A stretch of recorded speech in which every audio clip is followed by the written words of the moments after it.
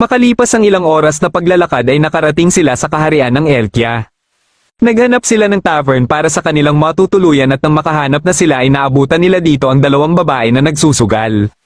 Nalaman nila na kasalukuyan palang may nagaganap na gambling tournament sa kaharian para matukoy kung sino ang mamumuno sa trono. Gusto ng nakaraang hari na ang susunod umanong magmamana ng trono ay ang pinakamagaling sa sugal. Dahil dito ay napilitan ng apo nitong si Stephanie na magsugal sa kagustuhan niyang maging reyna ng kaharian. Nang mapansin ni Sora ang ginto na daladala ng babae ay hinamon niya ito sa isang laro.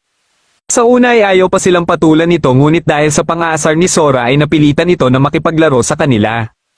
Akala nito ay maiisahan niya sila Sora sa ginagawa niyang pandaraya ngunit napansin pala kaagad nila Sora ang ginagawa niya. Kampante ito na panalo na siya ngunit nang ipinakita na ni Sora ang kanyang mga baraha ay nagulat na lang ito. Natulala na lang ito habang paalis na sila Sora at dahil dito ay may pambayad na tuloy sila Sora sa kanilang tutuluyan. Katapos nilang magbayad ay napansin nila ang nakakaawang mukha ni Stephanie dahil malapit na itong matalo. Nang makita ni Sora ang baraha ng kalaban nito na si Kurami ay nalaman niya na nandadaya ito. Ngunit hindi nila matukoy kung papaano at nang tiningnan ni Sora ang paligid ay may napansin siyang kaina-hinalang babae.